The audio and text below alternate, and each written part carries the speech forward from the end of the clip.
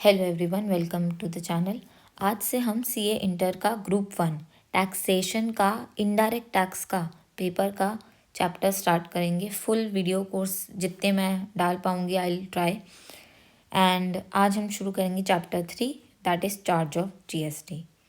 उसको शुरू करने से पहले I would like to tell you कि हम प्रोसीड कैसे करेंगे। फर्स्ट एंड फॉरमोस्ट हम लोग आईसीएआई का स्टडी मैट फॉलो करेंगे।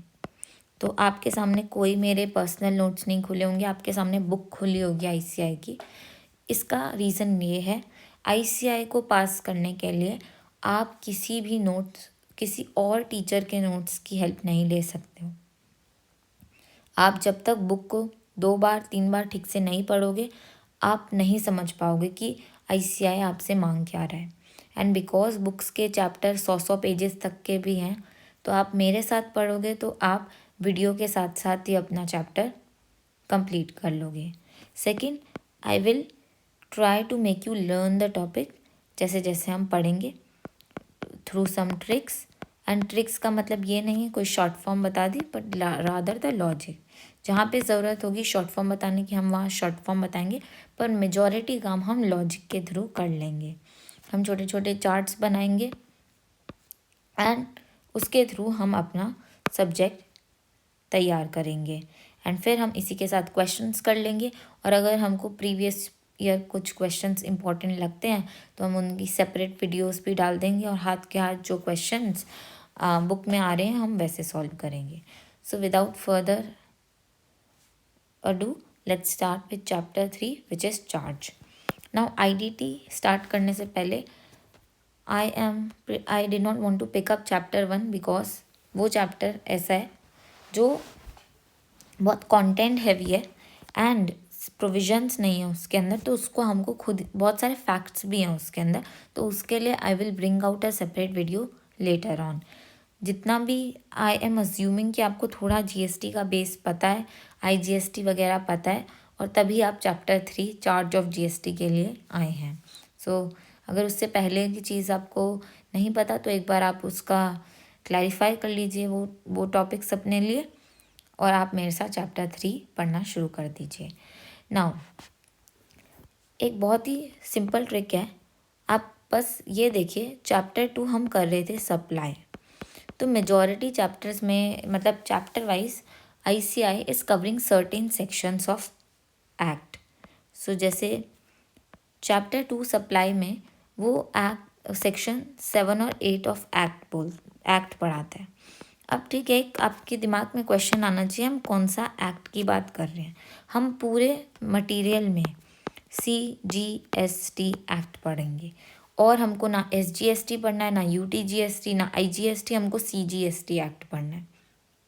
ठीक है, यहाँ पर आप देख लीजिए the section numbers refer to in the chapter pertain to CGST act other unless otherwise specified. All right, वैसे जिस तरीके से चैप्टर 2 सप्लाई में हमने सेक्शन 7 8 पढ़ा, उसी तरीके से चैप्टर 3 जो ये हमारा चार्ज ऑफ जीएसटी है, चार्ज ऑफ जीएसटी इसमें हम पढ़ेंगे सेक्शन नंबर 9 एंड 10। ओके, तो इस तरीके से आप अपने आगे इंडेक्स में लिख सकते हैं ये सब चीज़ें। तो जब आपके पास कोई क्वेश्चन आता है तो आप और ज़्यादा फोकस तरीके से आंसर कर सकते हैं।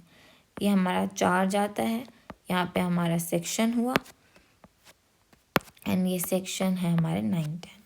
So let's begin now. Learning outcome में हमको क्या क्या पढ़ना है इस चैप्टर में। सबसे पहले तो हमको देखना है extent and commencement of CGST act, IGST act, SGST act and UTGST act. फिर हम देखेंगे levy and collection of GST and IGST। आपको IGST की परवाह नहीं करनी है, हम CGST ही पढ़ रहे हैं। फिर हम देखें, हम आइडेंटिफाई करेंगे और एनालाइज करेंगे सर्विसेज जिन पर रिवर्स चार्ज मैकेनिज्म लगता है, मतलब कि हम सेक्शन 9 के बारे में पढ़ेंगे।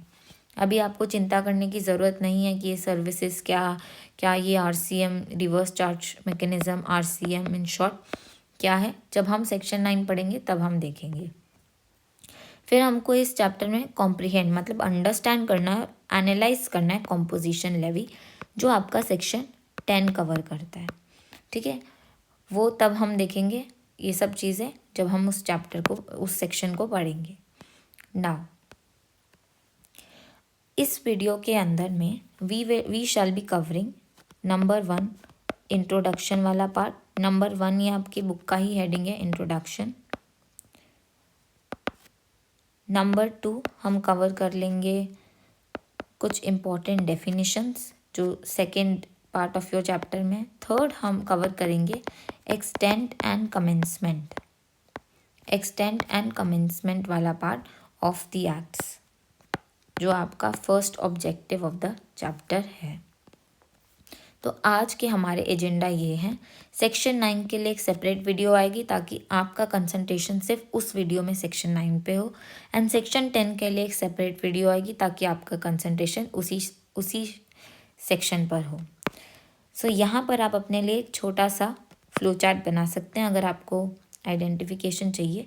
तो चैप्टर 3 में हम पढ़ रहे हैं 2 सेक्शंस। सेक्शन नंबर 9 पढ़ रहे हैं जो आरसीएम से परटेन कर रहा है, और सेक्शन नंबर 10 पढ़ रहे हैं जो कॉम्पोजिशन स्कीम या कॉम्पोजिशन लेवी पर है। तो यहाँ पे आप अपना छोटा सा चार्ट बना सकते हैं अगर आपको बनाने की ज़रूरत फील होती है तो। Let's move on again. एक बार चैप्टर ओवरव्यू का हम चार्ट देख लेते हैं।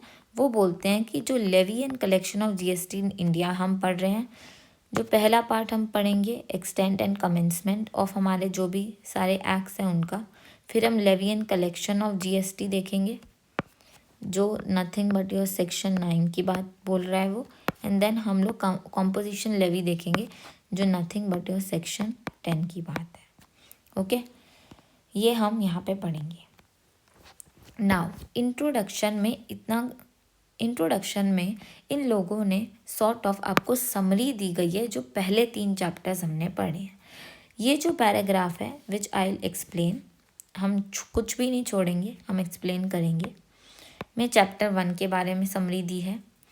इस पैराग्राफ में आपको चैप्टर 2 सप्लाई की समरी दी है, और यहाँ से ये चैप्टर 4 का थोड़ा पार्ट टच कर रहा है because these are the things which are important to us for this chapter. थोड़ी चीज़ें पता होनी इम्पॉर्टेंट है, और ऐसे आप डिटेल में ये उन चैप्टर्स में पढ़ चुके हो तो एज इन आपको कुछ याद नहीं करना। नाउ वो यहाँ पे क्या बोलता है, फर्स्ट लाइन में बोल रहा है कि power to levy tax is drawn from the constitution of India. I think मेरे को ये इतना ज़्यादा एक्सप्लेन नहीं करना चाहिए, but I am going to explain the main lines of this paragraph. First of all, power to levy a tax, हम कहाँ से ये पावर ड्रॉ करते हैं? हम अपने कॉन्स्टिट्यूशन ऑफ इंडिया से ड्रॉ करते हैं।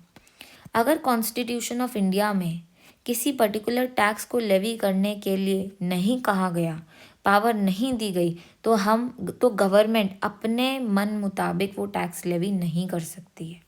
मतलब आज गवर्नमेंट आई, उसने एक नोटिफिकेशन जारी कर दिया कि आज से हमारा सो एंड सो टैक्स लगेगा, कुछ एयर टैक्स लगेगा, ठीक है, और उस नोटिफिकेशन का कोई भी कॉन्स्टिट्यूशन ऑफ इंडिया में बैकिंग नहीं है। गवर्नमेंट ने कोई भी अमेंडमेंट्स या इंट्रोडक्शंस नहीं करे हैं, तो वो टैक्स लेवी नहीं हो सकता, वो टैक्स वॉइड होगा। वो अनाउंसमेंट गवर्नमेंट की ओवर रूल नहीं कर सकती है कॉन्स्टिट्यूशन को।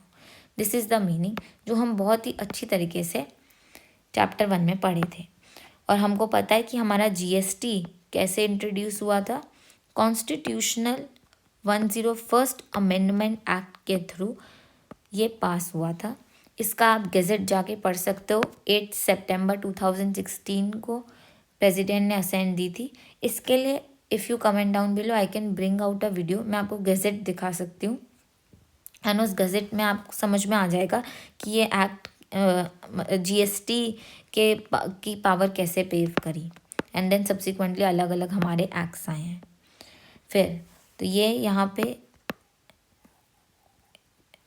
क्या बोलना चाह रहे हैं आप, ये वाली चीज़ याद रख सकते हैं एमसीक्यू के लिए कि 101st कॉन्स्टिट्यूशनल अमेंडमेंट से आया था। इस एक्ट के कारण by virtue of this act provisions was made to levy GST on supply of goods and services और both in India। ठीक है। और फिर ये जो हमारे central excise, state VAT, certain state specific taxes subsume हो गए थे जीएसटी के अंदर, समा गए थे जीएसटी के अंदर। और बहुत सारी लिस्ट भी हम पढ़ चुके हैं, कुछ जो टैक्सेस समा गए थे जो आपको चैप्टर 1 में लर्न भी करनी थी। नाउ चैप्टर 2 की यहाँ पे वो बात कर रहा है, वो बोलता है कि चार्ज तो बोल रहे हो कि हम ये चार्ज का चैप्टर पढ़ रहे हैं, पर चार्ज ऑफ टैक्स पढ़ने से पहले हमको मालूम होना चाहिए कि हमारा टैक्सेबल इवेंट क्या है। मतलब कि वो कौन सा इवेंट है जो अकर होगा जिससे हमारा टैक्स, जो ट्रिगर कर देगा टैक्स लगाना, तो वो जीएसटी के पर्पस के लिए सप्लाई होता है। जीएसटी के पर्पस के लिए वो सप्लाई होता है। एंड हम लोगों की जो सीजीएसटी एसजीएसटी होता है वो इंट्रा स्टेट सप्लाईज पे लगता है, and IGST inter state supplies पे लगता है। तो यहाँ पर आप अपना एक चार्ट बना सकते हो। जो हमारा सीजीएसटी होता है वो एनएसजीएसटी या यूटीजीएसटी, ये 2 टैक्सेस लगते हैं। Intra state supply of goods and services or both intra state supply पर, एंड आपका आईजीएसटी लगता है इंटर स्टेट सप्लाई पर।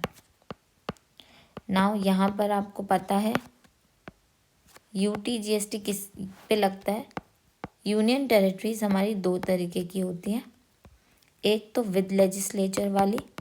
विद लेजिस्लेचर का मतलब क्या होता है, जिनके पास पावर है लॉस बनाने की। विदाउट लेजिस्लेचर वाली, जिनके पास पावर नहीं है लॉज बनाने की अपने टेरिटरी के लिए।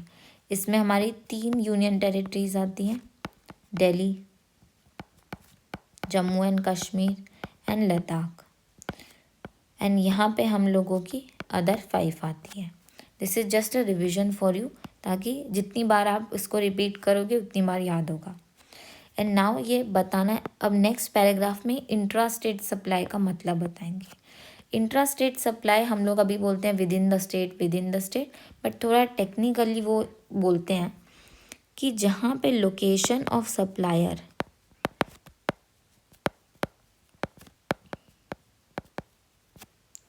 एंड जहाँ पे मेरा प्लेस ऑफ सप्लाई, अगेन इसको इतना ज़्यादा डीप में नहीं लेना। लोकेशन ऑफ सप्लायर मतलब कि जो सामान बेच रहा है, प्लेस ऑफ सप्लाई मतलब जिसके यहाँ सामान आया है, जिसने सामान खरीदा है, वो जब सेम जगह पर होती है, वो जब सेम स्टेट में होंगी या फिर सेम यूनियन टेरिटरी में होंगी, तो इसको हम इंट्रा स्टेट सप्लाई बोलते हैं।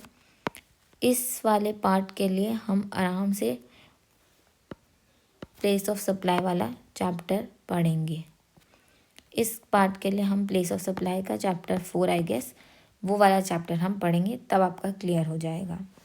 आईजीएसटी में वो बोलता है कि ये जो आपका location of supplier and place of supply है ना, या तो वो एक स्टेट में हो सकता है और दूसरे स्टेट दूसरा भी आपका दूसरा स्टेट 2 हो सकता है, मतलब 2 डिफरेंट स्टेट हुए, या तो 2 डिफरेंट यूनियन टेरिटरीज हो गई, या फिर एक स्टेट स्लैश यूटी हो गया, एक स्टेट एक यूनियन टेरिटरी हो गया, या एक यूनियन टेरिटरी दूसरा स्टेट हो गया।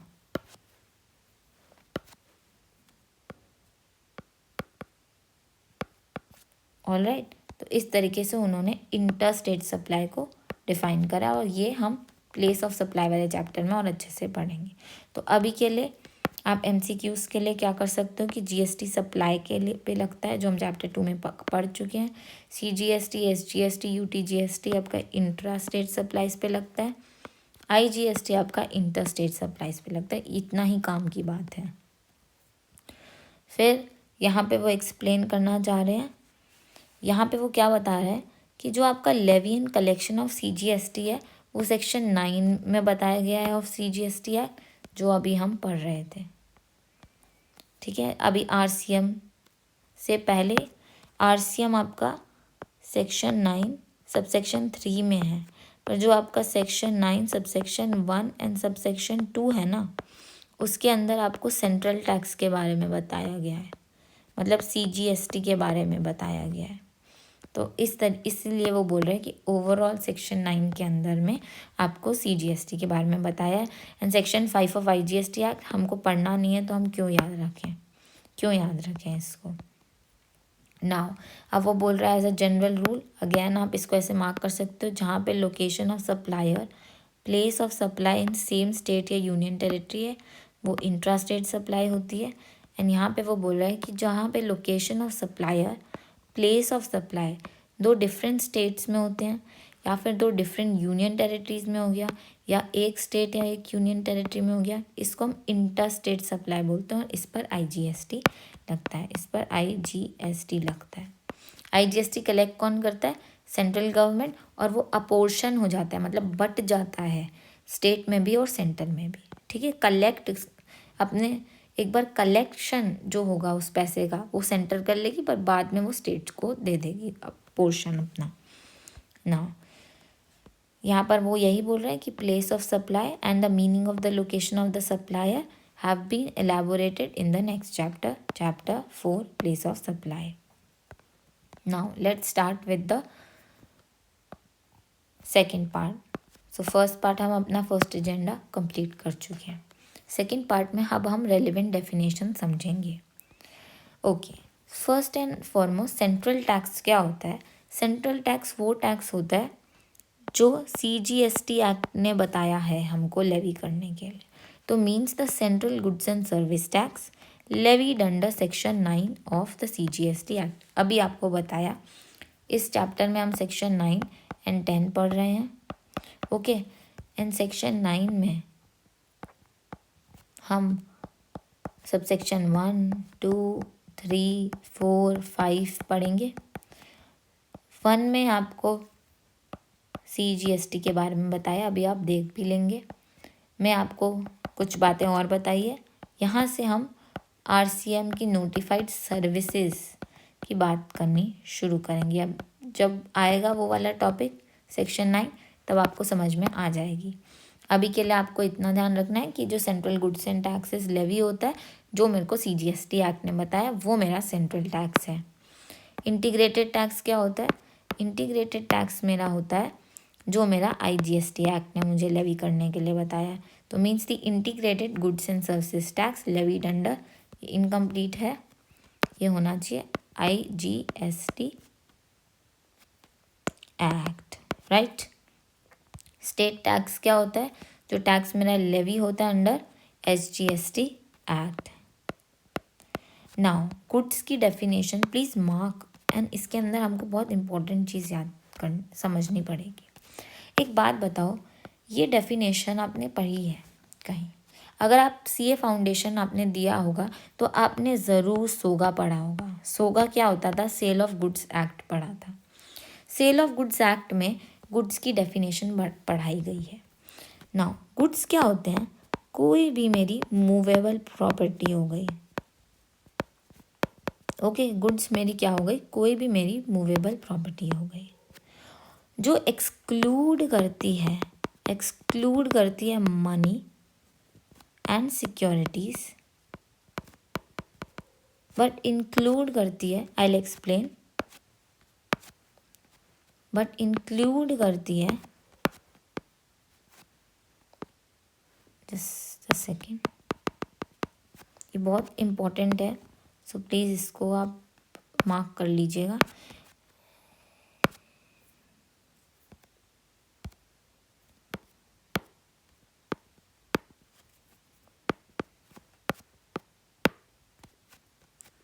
बट इंक्लूड करते हैं एक्शनेबल क्लेम्स, ग्रोइंग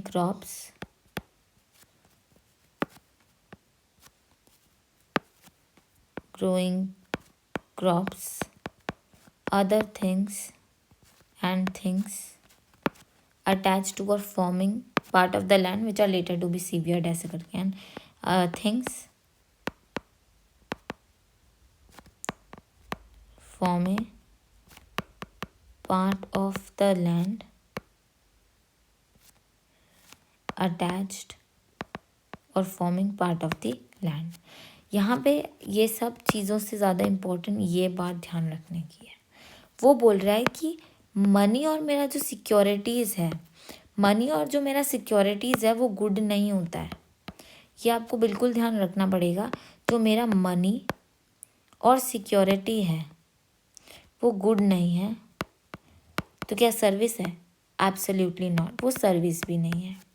और एक चीज़, आप अगर जीएसटी पढ़ रहे हो तो आपको इतना पता है कि जीएसटी इज़ लेवीड ऑन, किस पे लगता है? Goods and services. अगर गुड्स एंड सर्विसेज में लगता है और मनी मेरा ना और सिक्योरिटीज़ अगर ना गुड है ना सर्विस है तो क्या जीएसटी इस पर लेवी होगा? नहीं होगा लेवी, बिकॉज ये ना ही गुड है ना ही सर्विस है। तो दिस इज़ वेरी इंपॉर्टेंट, आगे जाके आपको मिलेंगी ये चीज़ें। तो जहाँ पे आपके मनी की इन्वॉल्वमेंट हो जाएगी वहाँ पे जीएसटी नहीं लगेगा, because it does not come into the ambit of the definition of goods और सर्विस। यहाँ पे आपको आईसीआई एमसीक्यूज़ में या किसी क्वेश्चन में घुमा सकता है। तो ये आपको ध्यान में रखना पड़ेगा कि first and foremost good mean every kind of movable property, every kind जो आप मूवेबल प्रॉपर्टी आपकी, other than money and securities. पर इसके अंदर इंक्लूडेड है actionable claim, growing crops, grass, things attach to or forming part of land which are agree to be severed before supply or under a contract of supply. इतना आपको याद करने की ज़रूरत नहीं है, 2 बार पढ़ लोगे तब भी आपके दिमाग में बैठ जाएगा। मेजर इम्पॉर्टेंट बात ये है मनी एंड सिक्योरिटी की। Okay, I am also removing फालतू की जो भी मार्किंग्स है ताकि आपका ध्यान ना भटके दूसरी जगह। नाउ ये दोनों चीज़ें आपकी न्यू इन सिलेबस है, तो नई चीज़ है तो पूछने के तो चांसेस बनते ही बनते हैं।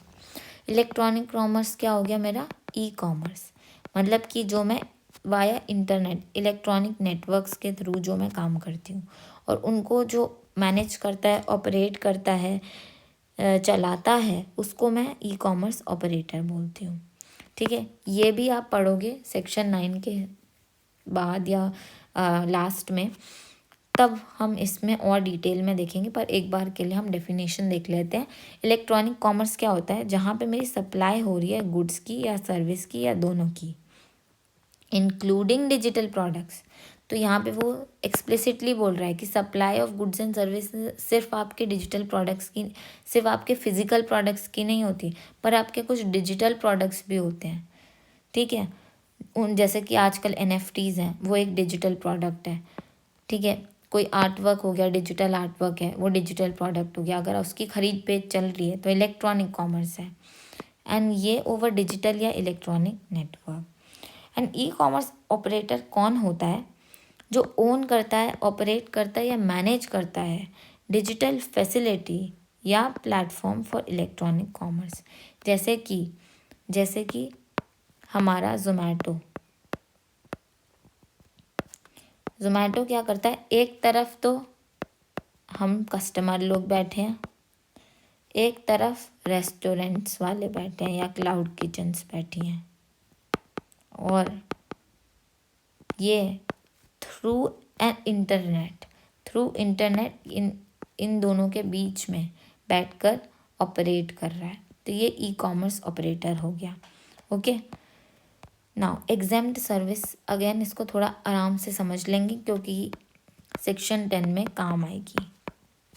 नाउ ये क्या बोलते हैं कि एग्जाम सर्विसेज, यहाँ पे आप चार्ट बना सकते हो। एग्जाम सर्विसेज वो सर्विसेज होती हैं, सप्लाई वो सप्लाई होती हैं जो नील रेटेड सप्लाई होती हैं, जिन पे नील रेट ऑफ टैक्स लगता है, नील रेटेड टैक्स लगता है। सेकेंडली, या तो वो होली एग्जेम्प्ट है फ्रॉम टैक्स, होली एग्जेम्प्ट है, या फिर वो नॉन टैक्सेबल है।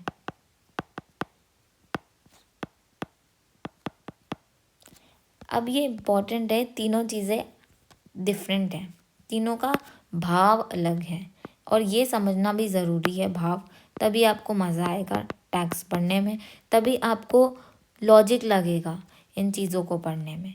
वरना तो फिर आप लर्न कर लोगे अच्छा एग्जाम सप्लाई में nil rated supply, wholly exempt supply non, तो आप कभी कभी रटते ही रह जाओगे पॉइंट्स को।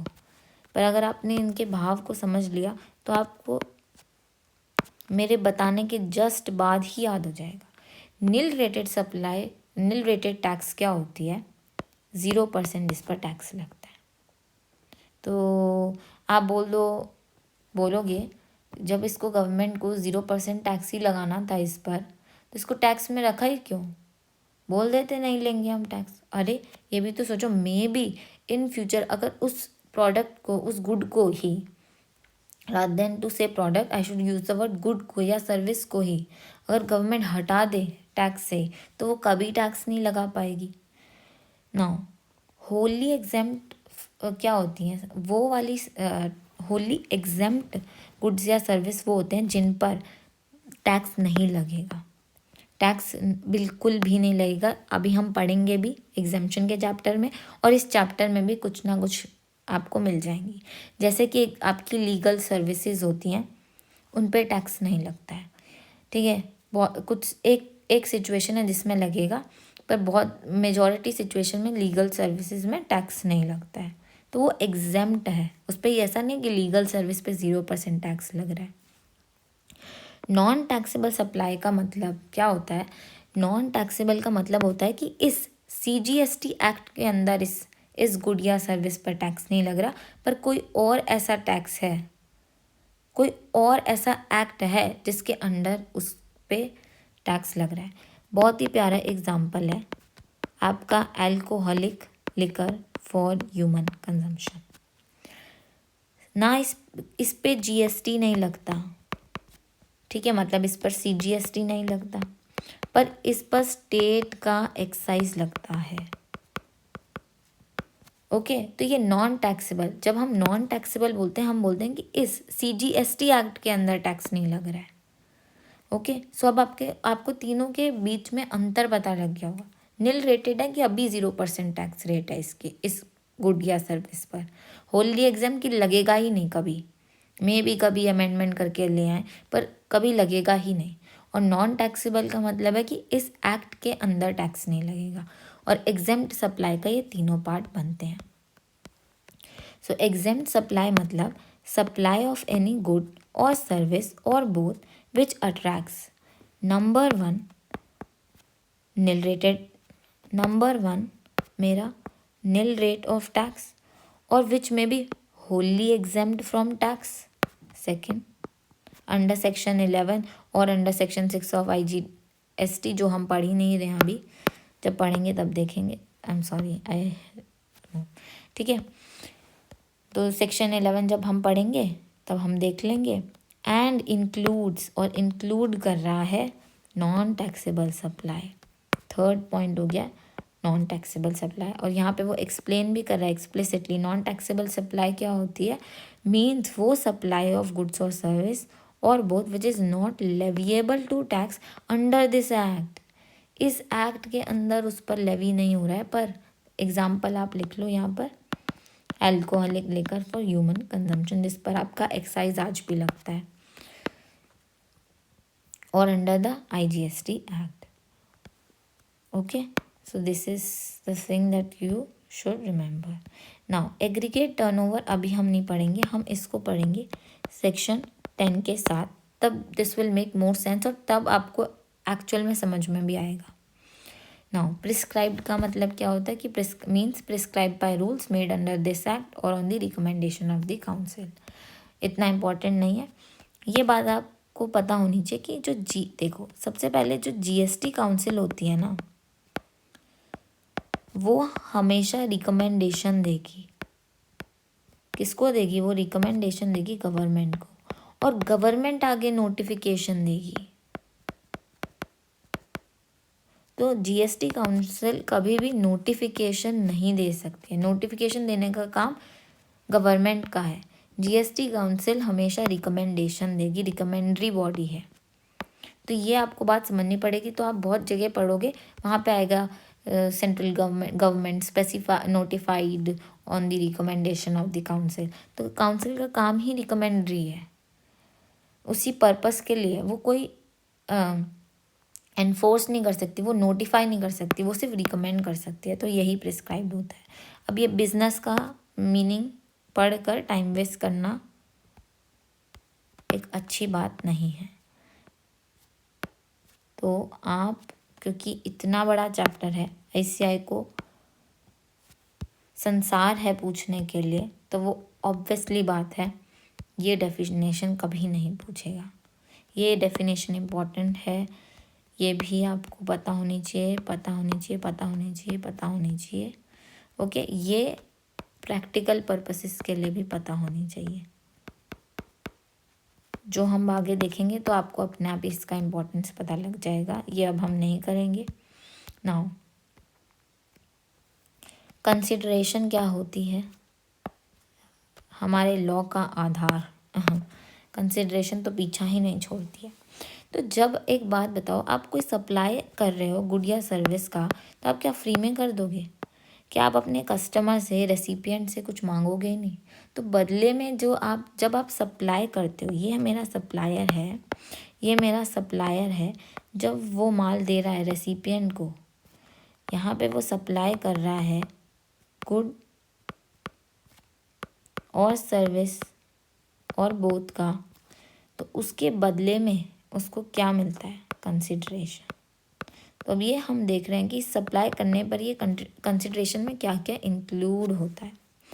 कोई भी पेमेंट मेड टू और टू बी मेड, मतलब या तो मैंने दे दिया है पैसा, ले भाई, या फिर अभी ड्यू है, whether in money or otherwise, मतलब काइंड में भी हो सकता है, in respect of, in response to or for inducement of the supply of goods and services or both, मतलब सप्लाई के लिए या सप्लाई हुई है इसके कारण से मैंने उसको कंसिडरेशन दी है, या वो सप्लाई करे। कभी कभी होता है ना, मैं पेमेंट दूंगा, कंसिडरेशन दूंगा, तभी वो मुझे गुड्स भेजेगा। तो for the inducement of the supply of goods और सर्विस और both, whether by the recipient, या तो रेसिपिएंट खुद कर दे, और by other person, but shell not include any subsidy given by the central government और स्टेट गवर्नमेंट। राइट। तो कोई रेसिपिएंट के बिहाफ पर भी तो कर सकता है ना, रेसिपिएंट का भाई भी तो पैसा दे सकता है, कंसिडरेशन भेज सकता है। और भाई भी छोड़ो, कभी कभी होता है मैंने गुड्स भेजा, इस बंदे ने अपने आगे कस्टमर को भेज दिया, और कस्टमर को बोल दिया कि इसके अकाउंट में डायरेक्ट पैसा भेज दे, ऐसा भी होता है। तो ये इधर से यही होता है। अब एक चीज़ उन लोगों ने ये स्पेसिफिकली क्यों बोला, shall not include any subsidy given by the central government, because subsidy का purpose is not of the consideration. So सब एक्चुअल में तो यही होता है कि जब मैं कोई सब्सिडी मुझे क्यों मिलती है, कि मैं जब जैसे गवर्नमेंट को किसी की प्रोडक्शन बढ़वानी है, कोई पर्टिकुलर गुड है, वो चाहती है गवर्नमेंट कि इसकी प्रोडक्शन ज़्यादा हो, तो सब्सिडी दे दी। तो सप्लायर ने तो सप्लाई करा है गुड एंड सर्विस का, बिल्कुल सही है, ठीक है, मे बी गवर्नमेंट को, यहाँ रेसिपिएंट गवर्नमेंट है और गवर्नमेंट ने सब्सिडी दी, तो इन अ सेंस ये दिखने में तो अपने को लग नहीं रहा है कि यहाँ पे सप्लाई हुई है, यहाँ पे कंसिडरेशन मिली है, तो हम सब्सिडी को कंसिडरेशन मांग ले कि इन रिटर्न उस सप्लाई के कारण इंड्यूस मिली है, पर हम इसको आउटसाइड रखेंगे। एंड कोई भी monetary value of any act or forbearance in respect of, in response to, for the inducement of supply of good service whether by the recipient other person does not given by the,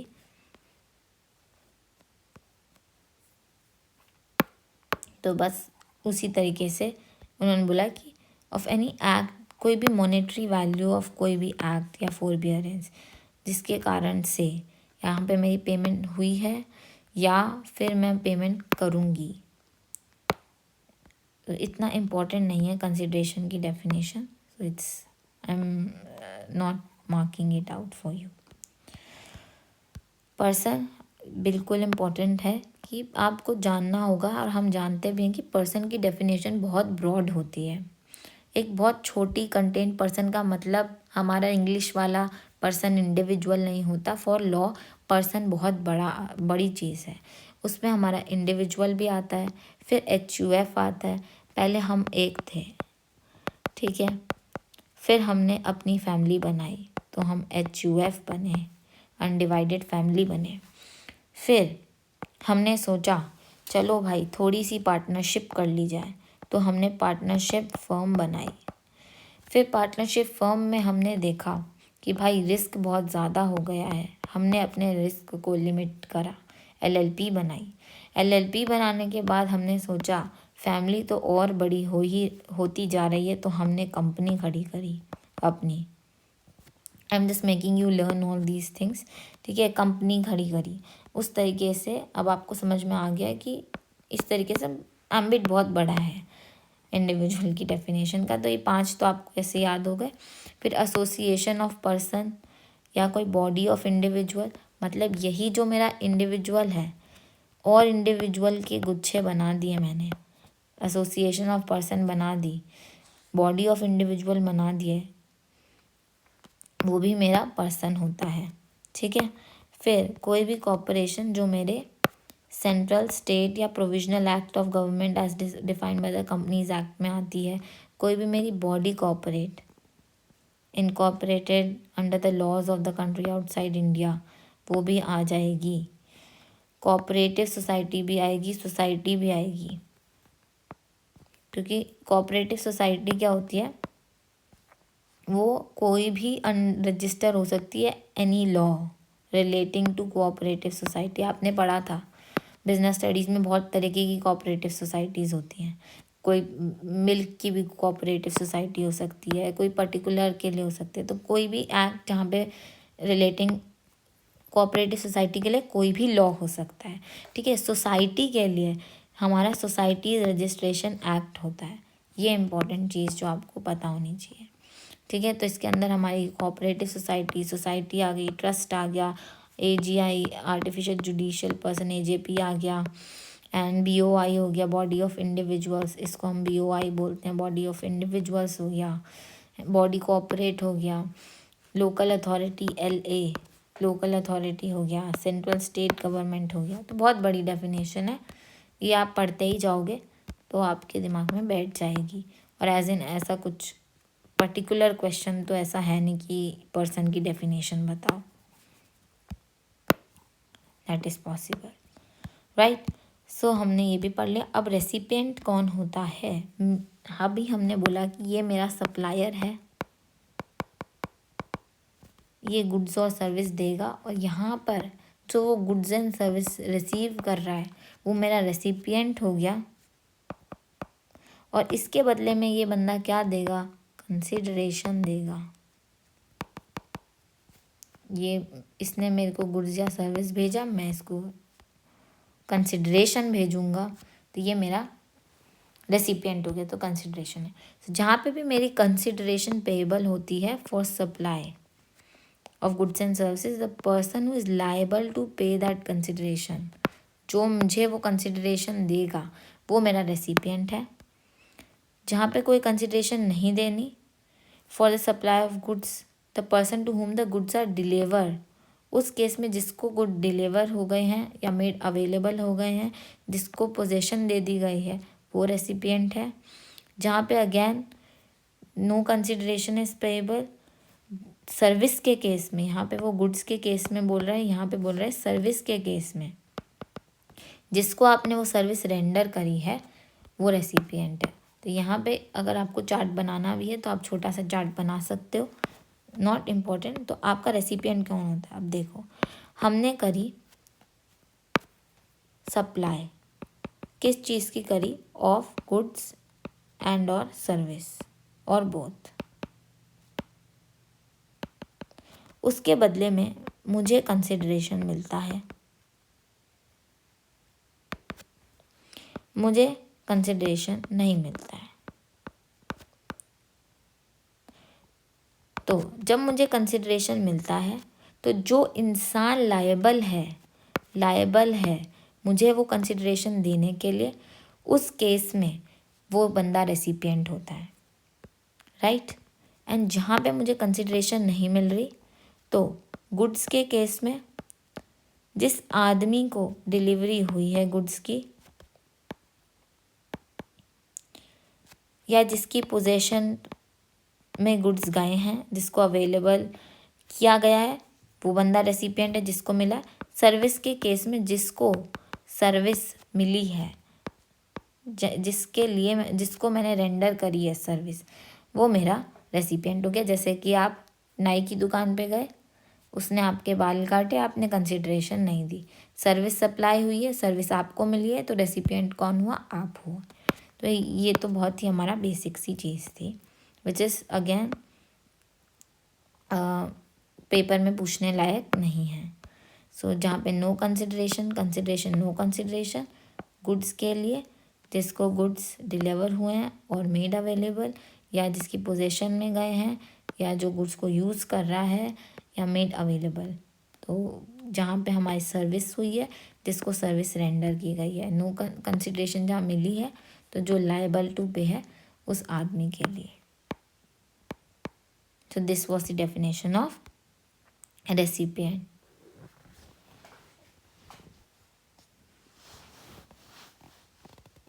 Any reference to the person to whom a supply is made shall be construed as a reference to the recipient of the supply and shall include an agent acting. ये आप रहने दो, इतना ज़्यादा आपको घुसकर load लेने की ज़रूरत नहीं है। रजिस्टर्ड पर्सन कौन होता है? रजिस्टर्ड पर्सन वो होता है जो अंडर सेक्शन 25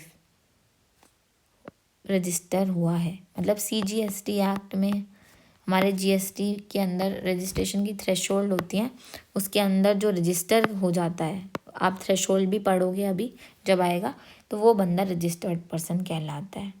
और वो बोल रहे हैं does not include person having unique identity number, मतलब जिसका यूनिक पैन नंबर है वो इंक्लूड नहीं होगा। इतना डिटेल में आपको देखने की ज़रूरत नहीं है, बस आपको थ्रेशोल्ड्स याद करनी पड़ेंगी।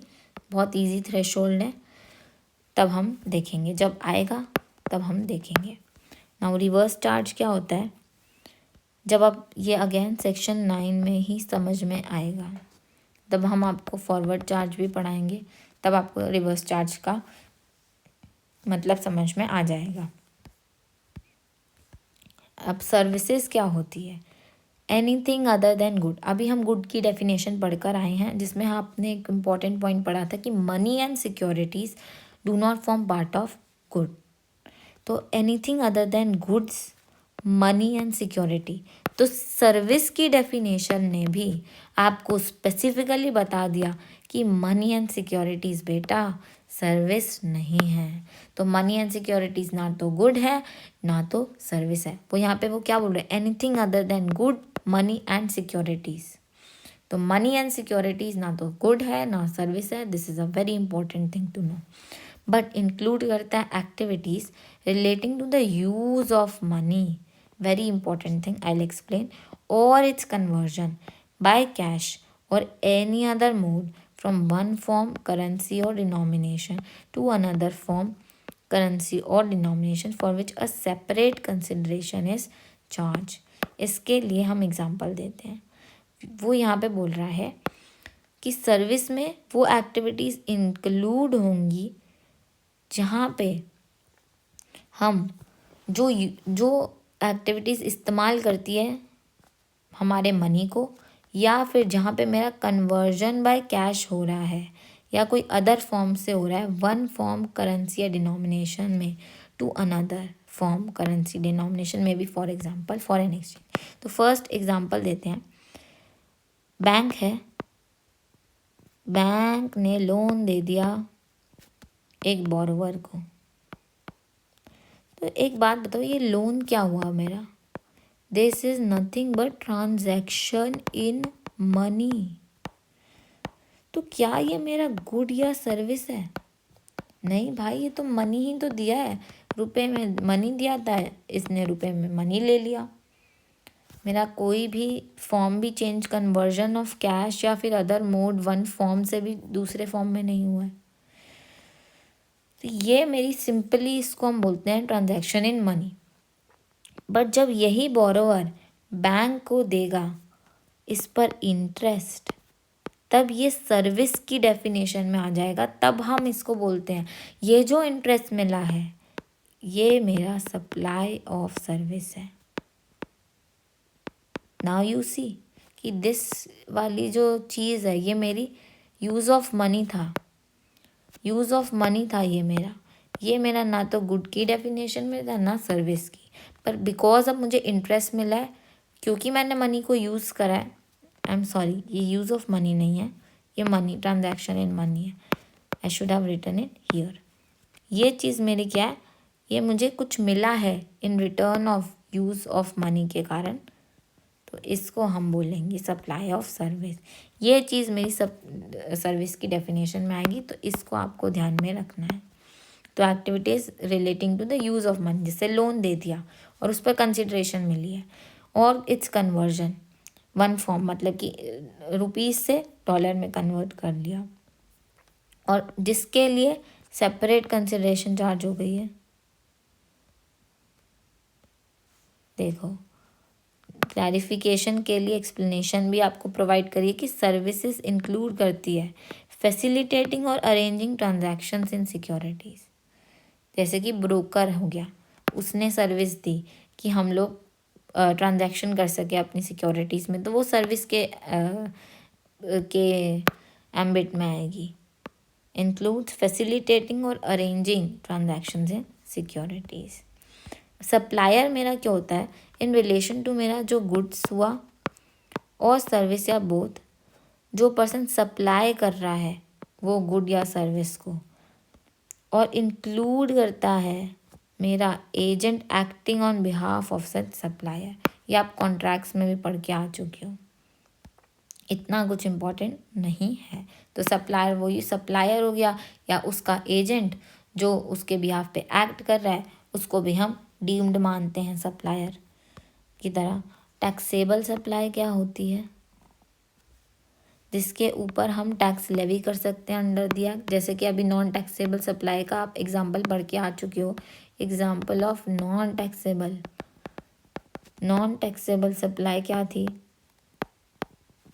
Alcoholic liquor for human consumption, आप पढ़ के आ चुके हो। तो जिस पे ऊपर इस एक्ट के अंदर, जिस सप्लाई के ऊपर इस एक्ट के अंदर टैक्स लगता है वो टैक्सेबल सप्लाई है। एंड टैक्सेबल पर्सन कौन होता है, वो आदमी जो रजिस्टर है या जिसको रजिस्टर होना पड़ेगा। रजिस्टर वो कब होगा, जब वो थ्रेशहोल्ड अपनी पार कर ले, जो भी आई विल टेल, ताकि आपको अभी याद हो जाए threshold. Under Section 22 or 24 of the CGST Act, it is important to note that who is liable to be registered, और वो रजिस्ट्रेशन नहीं लेता है और अनरजिस्टर्ड रहता है, तो इसके ऊपर तो भाई, तो हम इसको भी टैक्सेबल पर्सन मानेंगे। जो लायबल नहीं है टू बी रजिस्टर्ड पर वॉलेंट्री रजिस्ट्रेशन लेता है, ये भी टैक्सेबल पर्सन है। तो यहाँ पे आप अपना एक छोटा सा चार्ट बना सकते हो कि जब आपके ऊपर रजिस्ट्रेशन, आप खुद से रजिस्टर हो जाओ या जब आपके ऊपर रजिस्ट्रेशन का भार आ जाए, तब आप टैक्सेबल पर्सन हो जाते हो। और आपको पता है मैं कोई नॉन टैक्सेबल पर्सन के ऊपर से जीएसटी चार्ज नहीं कर सकती हूँ, टैक्स नहीं लगा सकती हूँ। मान लो मेरा 5 साल का एक छोटा बच्चा है, और वो बच्चा जो है, जो मेरा वो जो छोटा बच्चा है, क्या उस पर टैक्स लगा सकती हूँ? वो तो कोई नौकरी भी नहीं करता, वो रजिस्टर ही नहीं है, वो माइनर है, उस पर कैसे उसके ऊपर मैं कैसे टैक्स लगाऊँ? वो it was a bad example to say, but you get the essence. जब वो रजिस्ट्रेशन, अभी आपको थ्रेशोल्ड बताऊंगी ना, तो उसका उस बच्चे का या किसी कोई भी इंसान का जब बिजनेस ही नहीं है, तो वो रजिस्टर ही नहीं हुआ है जीएसटी एक्ट के अंदर में, तो मैं उसके ऊपर टैक्स कैसे लगाऊं? तो टैक्स लगाने के लिए तो पहले वो बंदा टैक्सेबल पर्सन भी तो होना चाहिए। तो वो ये बोलता है कि कोई बदमाश लोग भी हो सकते हैं। वो बोलते हैं कि कोई बदमाश लोग हो सकते हैं कि उनको हो तो जाना था रजिस्टर, पर अभी तक ये बदमाश लोग अनरजिस्टर रहे हैं, रजिस्ट्रेशन ली नहीं है। तो तो गवर्नमेंट बोलती है कि टैक्स थोड़ी छोड़ूंगी मैं, वो बोलते हैं कि मैं उसको deem to be taxable person मान लूँगी। ये टैक्सेबल है।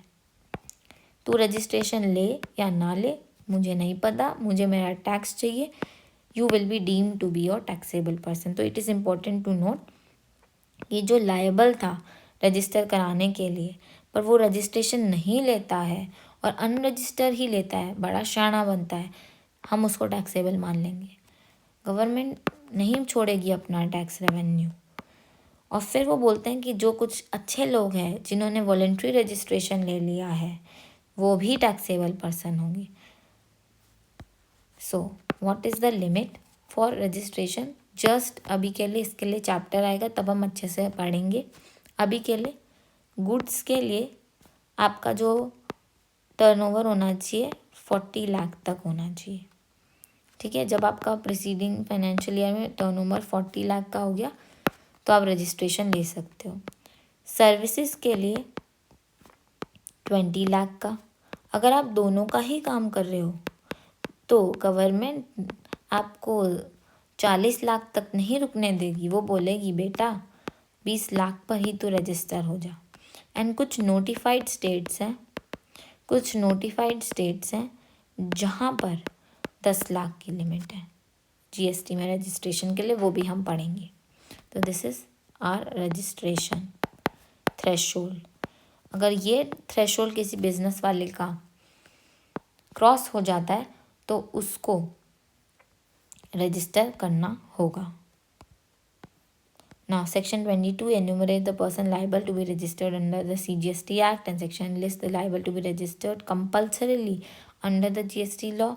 The said section and concept there has been discussed in detail in Chapter 9, Registration Module 2 of. तो अभी आपको लोड लेने की इतनी ज़रूरत नहीं है। सो अब हमारा इससे जो पार्ट 2 था डेफिनेशंस का agenda of this video is also over. हमने गो थ्रू करी हैं सारी डेफिनेशन लाइन बाय लाइन और अब आपको कोई दिक्कत नहीं होनी चाहिए। Now let's discuss the extent and commencement of the GST law. हाँ, ये इम्पॉर्टेंट नहीं है टू बी ऑनेस्ट, पर हम देख सकते हैं इसको फॉर नॉलेज पर्पस, और ये बहुत छोटा सा भी है। और इसके बाद हम लोगों का सेक्शन 4 शुरू हो जाएगा, section 9। Okay,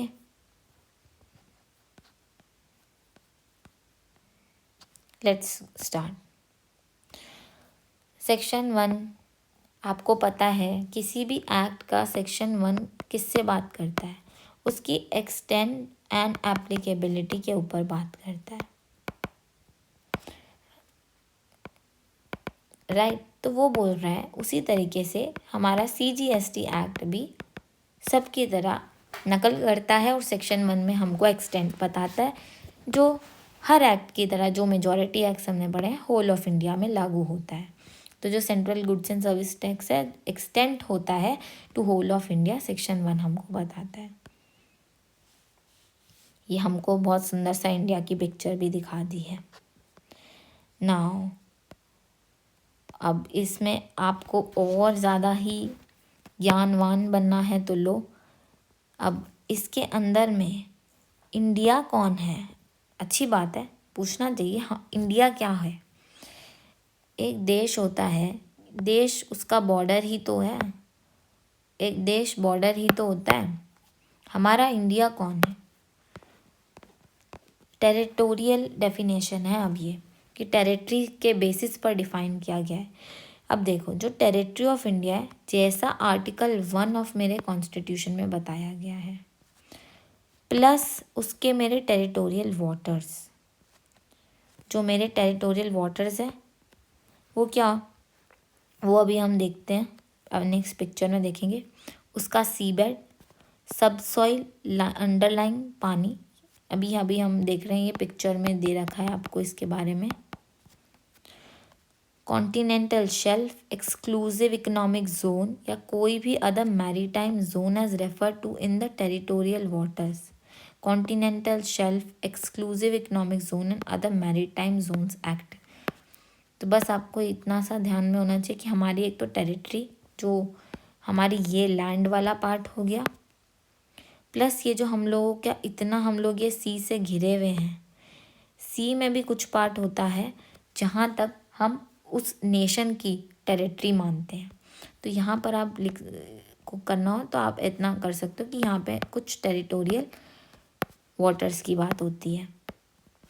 territory of India हो गया, जैसे आर्टिकल 1 ने दिया है टेरिटोरियल वाटर, जैसे मेरे कोई एक्ट्स ने दिए हैं, जैसे अदर मैरीटाइम जोन्स एक्ट ने territorial water continental shelf exclusive economic zone EEZs, आप ज्योग्राफी में पढ़कर ज़रूर आए होंगे 10th में।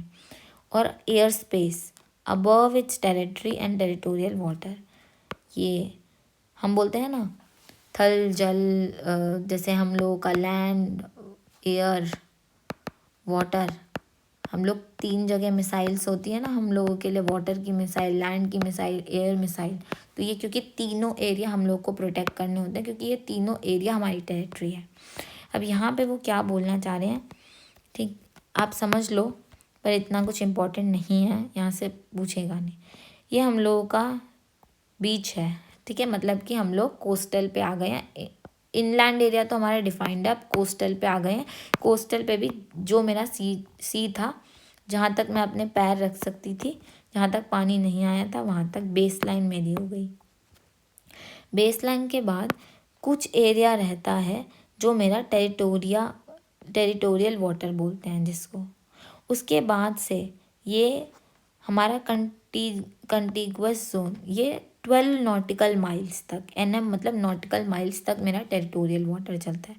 फिर +12 और कर दो, फिर जो मेरा 24 नॉटिकल माइल्स होते हैं, वहाँ तक का जो मेरा एरिया होता है उसको मैं कंटिगुअस जोन बोलती हूँ। उसके बाद से 200 नॉटिकल माइल्स जो होते हैं मेरे नेक्स्ट, उसके बाद ये मेरा एक्सक्लूसिव इकोनॉमिक जोन हो जाता है, एंड वो जहाँ पर मेरा कॉन्टिनेंटल शेल्फ ख़त्म होता है। इसके बाद से हाई सी ये मेरा एरिया नहीं है। तो ये territorial water, contiguous zone, exclusive economic zone, ये जो मेरा पूरा पार्ट है वो मेरा ही पार्ट होगा, मेरे ही इंडिया का पार्ट होगा। और इसके सराउंडिंग जो मेरी एयर भी है, हवा भी है, वो भी मेरे टेरिटरी का पार्ट है। तो इंडिया कौन है वही आंसर कर रहा है। So it's not important, but इससे बेटर भी अगर आपको कहीं डेफिनेशन मिले तो आप प्लीज़ देख लीजिएगा उधर। बट स्टेट GST लॉ कहाँ पे लगता है, स्टेट या यूनियन टेरिटरी पे लगता है विथ लेजिस्लेचर। ये MCQs में या कहीं पे भी आपसे पूछ सकते हैं। ये बोल रहे हैं कि जो हमारा SGST है वो कहाँ लगता है, एक तो स्टेट पे लगता है, और जो मेरी यूटीज जिनके पास लेजिस्लेचर की पावर है, जो दिल्ली हो गई, पुडुचेरी, जम्मू कश्मीर, आपको ऊपर ही मार्क करा दिया गया है, आपको ऊपर ही चार्ट लिखवा दिया गया है, कहीं स्कोप नहीं छोड़ा है। यहाँ पे देख लीजिए, यहाँ पे दिल्ली, जम्मू कश्मीर, ओह मैंने लद्दाख लिखा दिया, this has to be Puducherry, so sorry, पता नहीं किस लिए लद्दाख लिखवा दिया। ओके, सो वो पुडुचेरी था, आई एम सॉरी।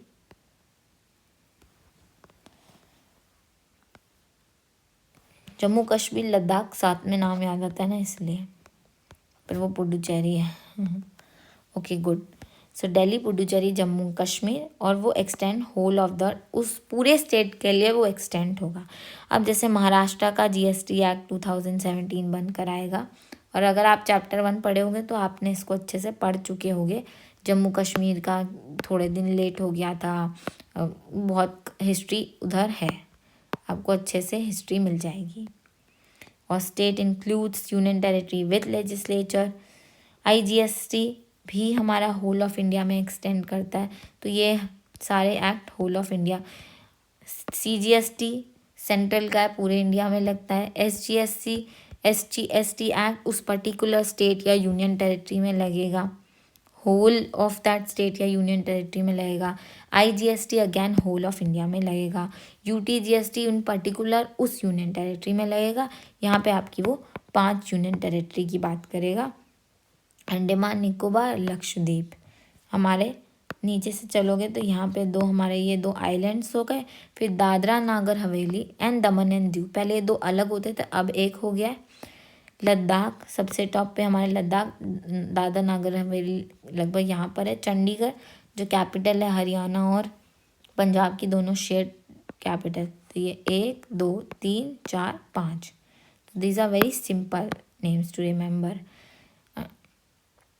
ये सारी जगहों पर UTGST हमारा लगता है, एक्सटेंट भी उसका यहाँ पर है, राइट। एक्सप्लेनेशन क्या दे रहे हैं कि फॉर द पर्पस ऑफ इस एक्ट के लिए each of this territory specified A to F shall be considered to be a separate union territory, ये अलग अलग यूनियन टेरिटरी है, ओके।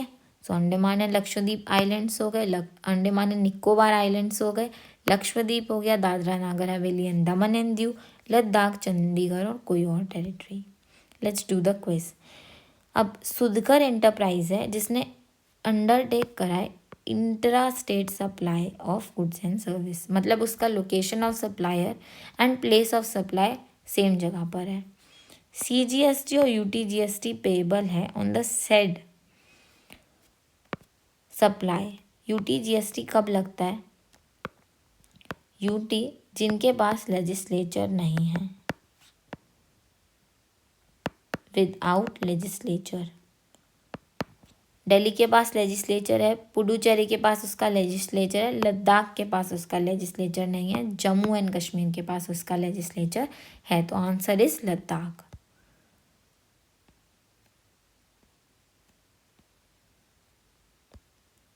सो इससे हमारा थर्ड वाला पार्ट भी